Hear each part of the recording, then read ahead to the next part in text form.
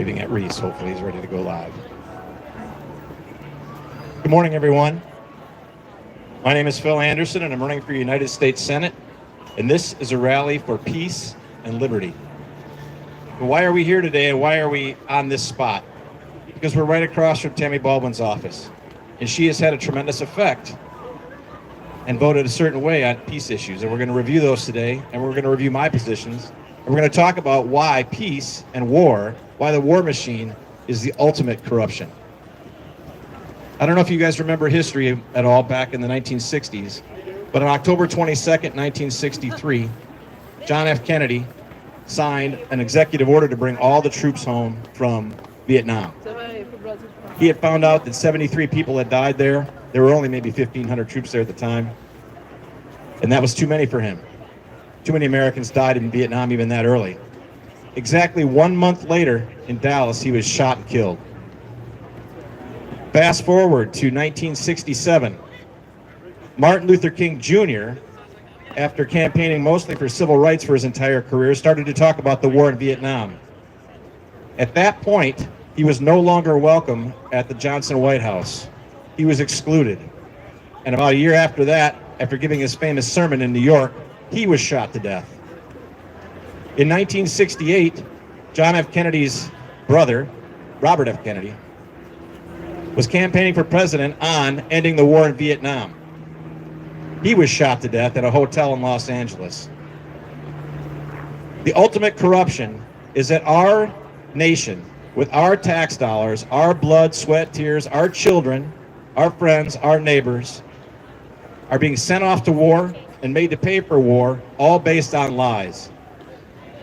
The lies started after World War II, telling lies about Vietnam being a domino effect for Chinese aggression. They continued on through all the various wars we've been through, especially the war in Iraq in 2001, starting in 2002, based on lies, based on weapons of mass destruction that were never there. And every war since then has been based on lies. So what can we do about it? Both parties that control our government right now are for war. Neither party, Republican nor Democrat, virtually no representatives in Congress are for peace, are willing to stand up against war. It takes independent candidates, libertarians, Greens, etc., to stand up for war, to stand up for peace, and to fight against war. But what happens is, because the war machine is so powerful and spends so much money on politicians and political parties, that it's virtually impossible to be heard in that environment, to get on the ballot, to have candidates in the Republican or Democratic Party or members of Congress actually stand up for peace. Because if they do, they're primaried out and they don't get funded. So how does Tammy Baldwin fit into this? And for that matter, Eric Hovde. Eric Hovde has no record on war and peace. Basically just showed up here from California. He does have a house here. His family is from here. But this man is running for U.S. Senate, again, with no record of activism, no record of taking positions on things. Basically what Republicans have done is just he showed up and he was made the nominee because he's spending $20 million on his own campaign, and they decide that the values that they would like to see in the candidate belong to him, regardless of the fact that he doesn't say anything about them, nor has he been active in politics except for to come back to Wisconsin and run for office. But as I mentioned in the beginning, the reason that we're here on this spot is because we're across from Tammy Baldwin. I know this can be difficult for a democratically dominant Dane County to hear, but Tammy Baldwin, while in terms of progressive issues has been good on certain things, she has been terrible on the issues of war and peace. She has never voted or resisted any increase or any full funding of the Pentagon and all of the military institutions and the surveillance state. She has never said a word about a ceasefire in Ukraine. And as a matter of fact, a year and a half ago, I and other peace activists were on a phone call with her and her staff in Washington and asked if they would call for a ceasefire in Ukraine. At that time, we knew that that war was not winnable. Despite Putin's aggression, we knew the war wasn't winnable, not only for Ukraine, but not even with the United States backing, and that's still true today, while still people are dying. She said that she would not talk about a ceasefire for strategic reasons, meaning she wanted the war to continue. She wanted Ukrainians to continue dying, Russians to continue dying, our tax dollars to go over there. She wanted the war machine to continue its carnage. She also hasn't stood up for the situation in the Middle East. Way too late, some Democrats have stood up and said there should be a ceasefire there, but she will not mention the fact that tens of thousands of Palestinians have died and that there's a genocide going on. She has never mentioned anything like that. And why? So ask yourself why. If Tammy Baldwin is such a progressive, if she's for civil liberties, if she's a loving, kind, joyful person, like what the Democratic Party has been touting and standing for supposedly, then why would she do that? And the simple reason is this, and it applies to her and every other member of Congress pretty much. And that is they don't do the bidding of their citizens. They don't do the bidding of their constituents. They do what they're told by their donors and by the big parties. The tens of millions of dollars that flow into the Republican National Committee and the Democratic National Committee require that Democrat and Republican members of Congress vote accordingly, that they continue to vote for war, that they continue to vote the Pentagon a full budget, they continue to not even audit the Pentagon, and those audits that have taken place, the Pentagon has failed. They don't care that the Pentagon is using money or losing money, wasting money, they don't care. All they care about is staying in office and how they stay in office, how Tammy Baldwin has stayed in office and so many other members of Congress have stayed in office is by obeying their masters. And their masters are not the voter, not the constituent, not the people of Wisconsin, but the people that fund their campaigns and fund their big parties. And that has been true in spades for Tammy Baldwin. But let's talk about one more aspect of this. I believe if we knew the truth, if we can continue to know the truth about what our government is doing with our tax dollars and with our fellow citizens, with our friends and neighbors and children, if we knew, I believe most of us would resist that. Most of us would vote against that. Most of us wouldn't put up with that. However, there's also been a constant war of corruption against us hearing about what our government is doing. And nothing embodies that situation better than the situation that Julian Assange was in. If you're not familiar, Julian Assange, Australian citizen, founder of WikiLeaks, which was basically a portal, is still basically a portal for whistleblowers to publish their information once verified. Julian Assange was put in prison in 2019 in London after attempts on his life by our CIA on foreign soil. This is all documented. And after he'd been holed up in the Ecuadorian embassy. As a matter of fact, the CIA in 2019 engineered a change in government in Ecuador for the sole purpose of Ecuador not allowing him to be welcome in their office in London anymore. So we were after him the whole time. And why? Even the Obama administration admitted that the things that he released were true. All of those things you heard about Abu Ghraib in Iraq and the other atrocities that happened in the late 2000s, all true, all verified by the government, and yet still the CIA and the American government under Trump, under Biden, etc., persecuted him. The simple reason is that they don't want us to know what they're doing. Our government that we all should vote for, that we vote for, Democrats, Republicans, the taxes that we pay go to, number one, warfare, number two, us not finding out about that warfare and all the things that they do. And Tammy Baldwin, nor Eric Hovde, obviously, he hasn't been in office, but Tammy Baldwin in particular has done nothing about it. Absolutely nothing. I've never heard her, nor anyone has ever heard her say the name Julian Assange out loud. Now, he's free, but he had to plead guilty to a small crime in order to do so. And he's safe in Australia now. But he should be pardoned. And Ed Snowden should be pardoned. And Ross Ulbricht should be pardoned. Because all they are guilty of is trying to let all of us know what our government is doing. Just let us know what they're doing. And they're continuing to try to hide it from us. We should not stand for this.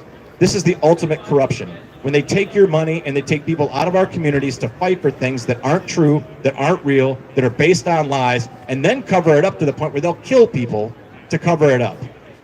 This is the truth of the American government. It's not what we think it is.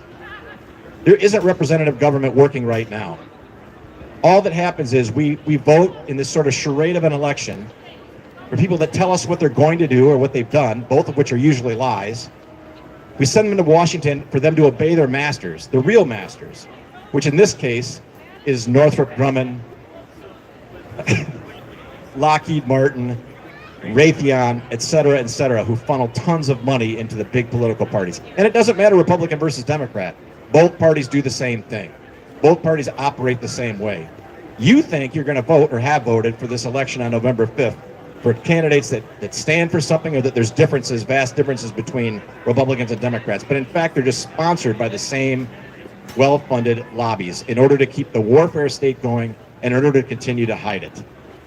So I ask you to reconsider how you think about your government and actually look at what they do and what they don't do. Not only get caught up in the campaign season and figuring out who you should vote for, who stands for what, but hold them accountable. Look at their record, see what they're doing, see what they're not doing. Make sure you know what they're talking about now and hold them accountable for it a few months or a couple of years from now, so that they can't get away with lying to you every 2, 4, or 6 years. And they're not lying just to stay in office.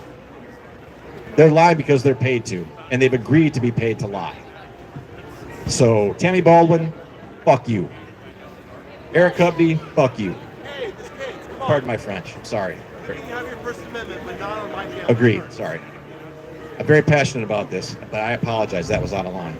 But that's how I feel about it, and I imagine anyone who pays attention to this issue should feel the same way. I'm going to allow some other people to speak here. First of all, my friend and fellow activist Miles Kristen would like to speak on this subject too.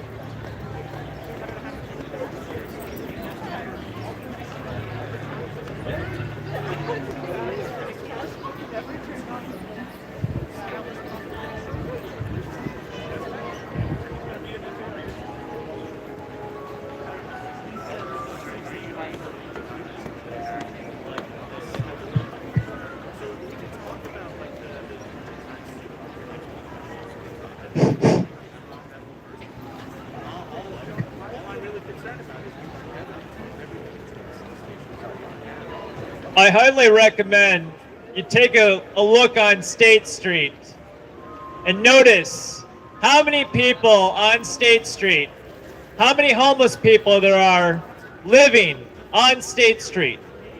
Meanwhile, we have hundreds of billions of dollars to spend on things like the war in Ukraine, or funding Israel, or other conflicts all around the world. In 2002, we had a vote to invade Iraq. It was based on lies. The lie that Iraq had weapons of mass destruction, which caused an immediate threat to the American people. George W. Bush and Dick Cheney lied to us. People like Joe Biden and Hillary Clinton voted for that war and continued that war for over a decade. To this day, we actually still have troops in Iraq and an unknown amount of mercenaries. And now today we have this conflict in Ukraine. We're not getting Zelensky and Putin to sit down and negotiate a peace deal. We're ignoring peace deals and peace negotiations from years past. This war in Ukraine is escalating. There's talk of giving Ukraine long-range missiles. In fact, we've already given Ukraine missiles that they are shooting into Russia. This is a very serious matter. On one hand, you have President Trump, who will follow Netanyahu in Israel into doing anything. And on the other hand, you've got Kamala Harris, who will continue the war in Ukraine and potentially escalate it even further. As we speak, we literally have Russian ships off the coast of Alaska and Florida. And nobody's talking about it. It's like we're living through the Cuban Missile Crisis all over again, but nobody's talking about it. The situation with Russia is incredibly serious, and we need peace. We need to negotiate peace deals. There needs to be serious talk. But the problem is the lobbyists, the military-industrial complex, they control both sides of the aisle.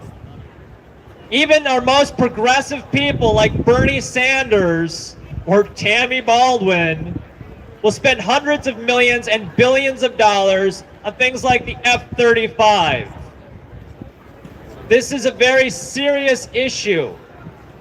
And I know a lot of people out there are very passionate about who they're going to vote for in a few days. But you got to be serious about the fact that both of the major party candidates are pro-war. They are willing to get us in giant military conflicts. We have to really think about what's going on, and we have to be very serious about taking care of our veterans. How many thousands, tens of thousands of homeless veterans do we have in this country? It's despicable that we send people to go fight and not take care of them when they get back. These wars are based on lies. The money should be spent here at home. Like I said, just look at State Street and see how many homeless people we have living off the street. But we have hundreds of billions and even essentially trillions of dollars that we have spent on war.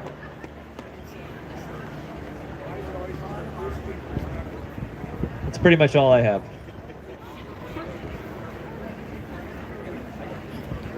Thanks, Miles. That was Miles Kristen. Next speaker, a friend of mine, a leader in the Libertarian Party of Dane County, former Democrat, I believe, Austin Bond. Appreciate it, Bill. I'm running for president of the Libertarian Party of Dane County. I was 11 years old on September 11, 2001. I was getting ready to go to school. My father came in the kitchen saying a plane just hit the Twin Towers. I joined him in the living room to watch the news as the second plane came out of the right side of the screen and slammed into the second tower. About 10 months prior, my parents had let me stay up and watch the election results of 2000 come in. As staunch Democrats, my family couldn't believe the end result. You can imagine how this series of events affected me, a foundational experience that set me on a path that would lead me before you today. 23 years ago, then Representative Tammy Baldwin voted against the Patriot Act. In 2004, Representative Baldwin voted against authorizing military deployment to Iraq. I applaud Tammy Baldwin for those votes.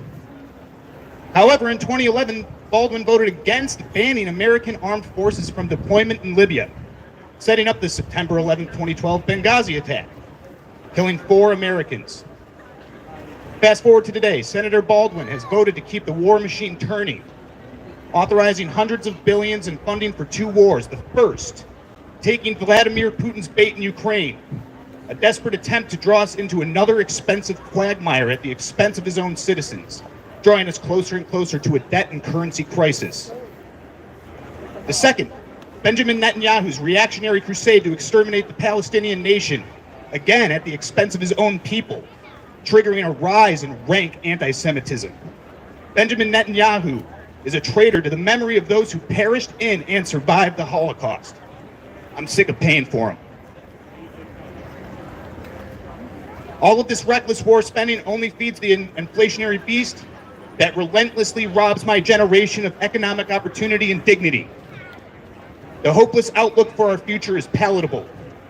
Our dollar is debased, banks insolvent, property ownership out of reach, all in the name of a military-industrial complex that doesn't care about you. Despite these headwinds, we still have a choice. If we can set aside our differences, there is hope. A vote for Phil Anderson and Chase Oliver is a vote for ending the corrupt imperial meat grinder and a step towards preserving our democratic republic and our lost tradition of civil debate. I want to be clear, I'm a pretty liberal guy, and I'm guessing there are a few key areas where Phil and I disagree deeply, namely on the issue of abortion. This has been one of the largest wedge issues of the last 50 years, and it certainly has not been resolved. But over a glass of fine Islay Scotch whiskey, we were able to discuss this topic without levying unreasonable attacks and at least listening to the other's stance. The ability for us, American citizens, to reach past our preconceptions and tune out the noise is paramount in putting an end to our ever-growing political divide and restoring civil discourse. In order to truly disrupt the corruption, we need to make peace at home before we make peace abroad. Donald Trump and the GOP can't make America great again. And Kamala Harris and the Democrats can't save democracy. It's up to us. It's up to each and every one of us to make sure that we aren't drinking too much of whatever flavor of Kool-Aid we prefer. To make sure that we can keep an open mind. Then and only then can we disrupt the divisive rhetoric and bring the political temperature down. As I mentioned earlier, I'm running for the president of the Libertarian Party of Dane County, and my goal is to form a broad coalition of members dedicated to making peace at home before peace abroad, right here in our own backyards. Join me on my mission today, join LP Dane, and vote for Phil Anderson for Senate. I couldn't have said it better myself. Thanks, Austin. I'm going to wrap this up for now. But first of all, I'd like to apologize for cursing earlier. I really care about this issue. It gets me fired up as a veteran in particular. I served in what used to be called West Germany, 1985 to 1988. Many have served before and many since. The veterans of the Iraq wars and Afghanistan have stories to tell that aren't being told. Stories of corruption, stories of lies, and you wonder why so many of them come home, not just physically injured, or they don't come home, but mentally scarred with mental health issues.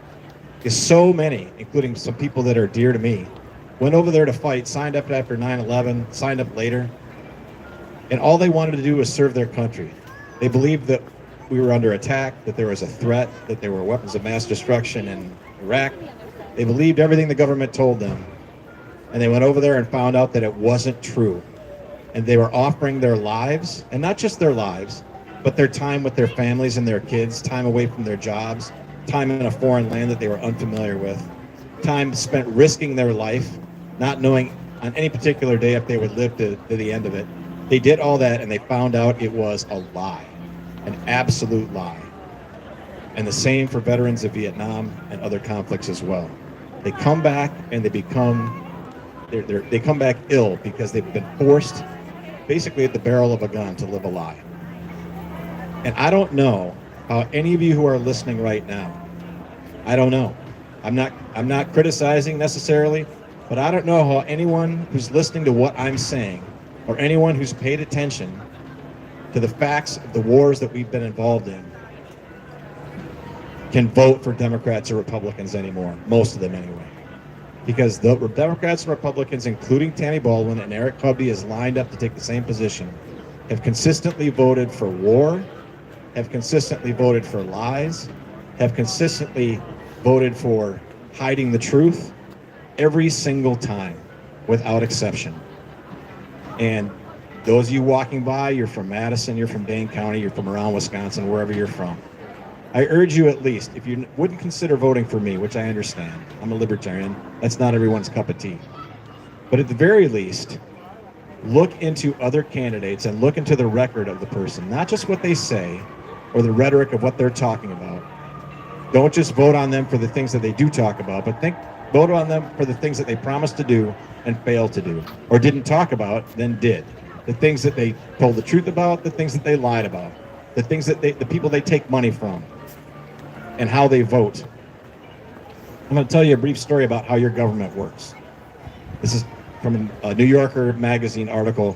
It's now almost 10 years old, but it's been verified to be true by various congressmen who in private moments will tell the truth about this. The House of Representatives has 435 people. On any given day to pass legislation, there's supposed to be 218 votes. That's a quorum, according to Robert's Rules of Order and the House of Representatives. But what actually happens is, if there's nothing interesting going on in the House, then there's just not that many members there, 50, 80, 100. And the members of Congress can sit in their offices and watch by, it used to be closed circuit television, I don't know if it's still the same. They can see what's going on in the House, and if they want to go vote on something, they can, but if they don't have to. But what happens during these sessions is that legislation gets passed that benefits the donors to both parties. None of the votes that take place on these days are roll call votes.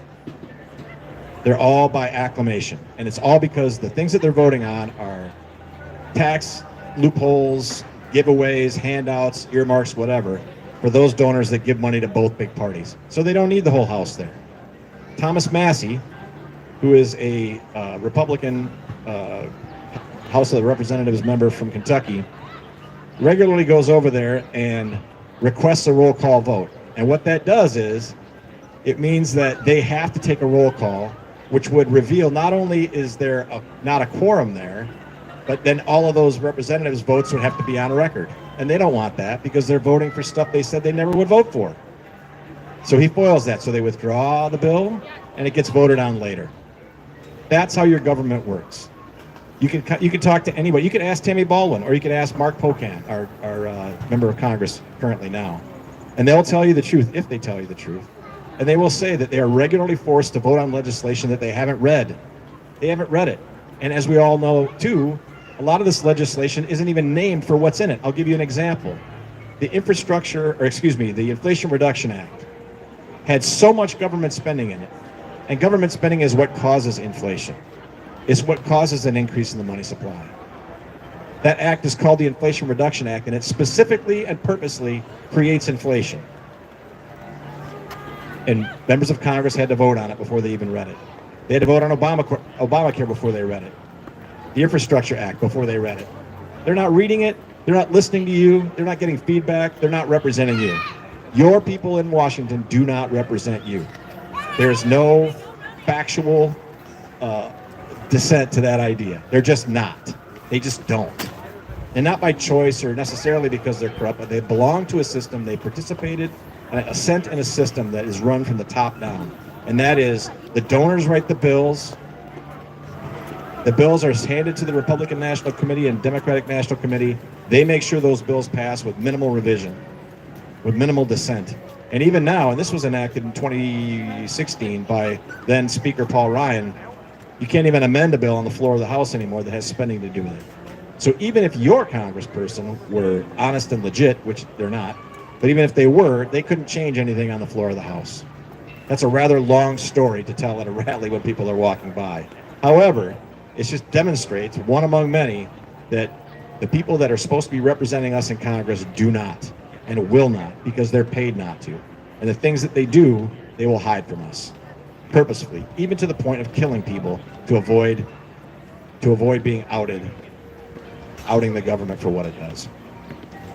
So we're going to wrap that up here today, unless somebody else wants to speak briefly. Nope, I'm getting a head shake from my compadres. So again, in closing, please consider voting for me. Please consider voting for other third-party and independent candidates. At the very least, if you care about the health and welfare of this country, and the health and welfare of the people that you love and that you live with in your communities, and you don't want them to be lied to anymore or sent off to war over lies anymore, then look hard at what your representatives do and don't do, because that will tell the story, and you'll know that what they're doing is corrupt and murderous. Peace is the issue of our time. It should be the issue of any time. And if you don't hold your votes hostage, meaning that if you support a Republican or Democratic candidate and you don't like what they're doing, but then as pressure comes around during the election season, you vote for them anyway, then you're part of the problem, because nothing will ever change. Why would Tammy Baldwin stand up for peace when peace voters still vote for her? Why will Eric Hovde do the same thing if he gets elected? They just won't. The only way that you can fight this is by truly telling them you're not voting for them, and then don't vote for them. And that doesn't necessarily mean vote for me. There's a Green Party candidate on the ballot in Congressional District 1 and for president in Wisconsin. I don't care who else you vote for, because peace is really important to me, to the point where I used the F word earlier. I apologize for that. But if you care, but you still vote for them, they're not going to change. And that's just a fact that's been borne out for 70 years. One more speaker, my dear friend and fellow activist, Terry Lyon.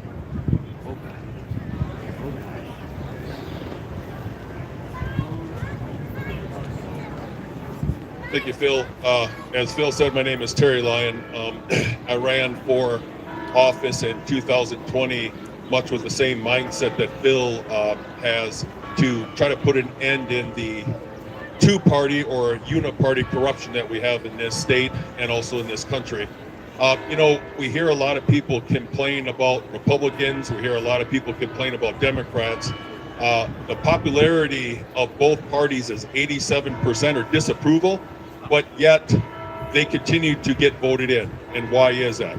because the way the system is manipulated, that those who generate the most money for the party generally gets the advancement, and then Coke and Pepsi run against each other and one party wins, and it's the same system that owns it.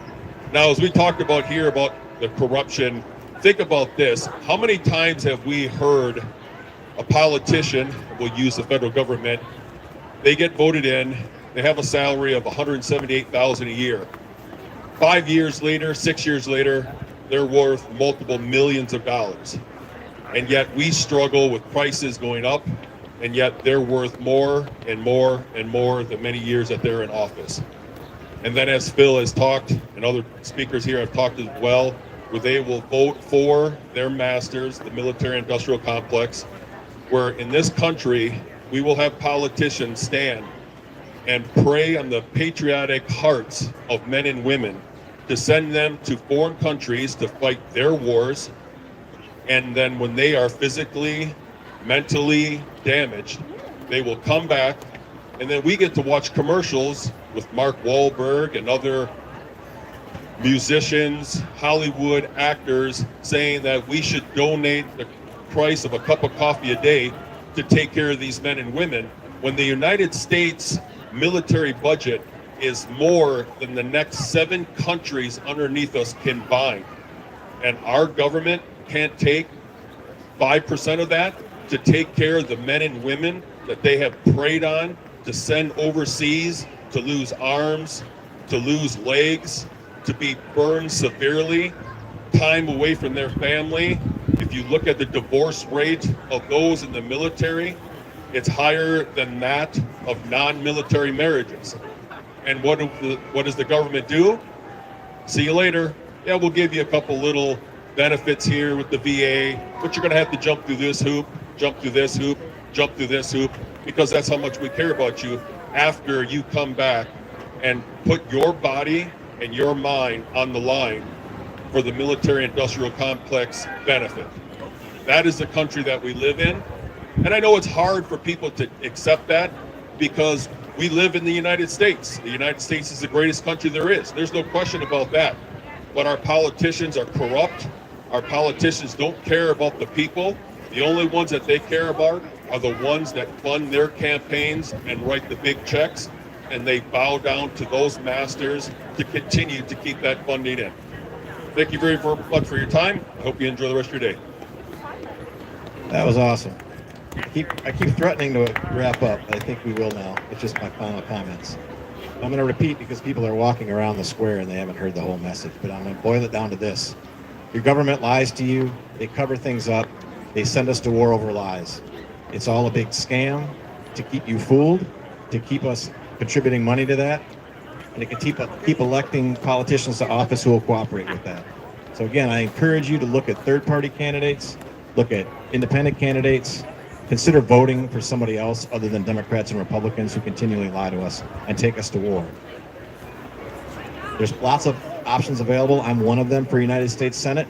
You'll see me on your ballot, if you haven't already, as under Disrupt the Corruption.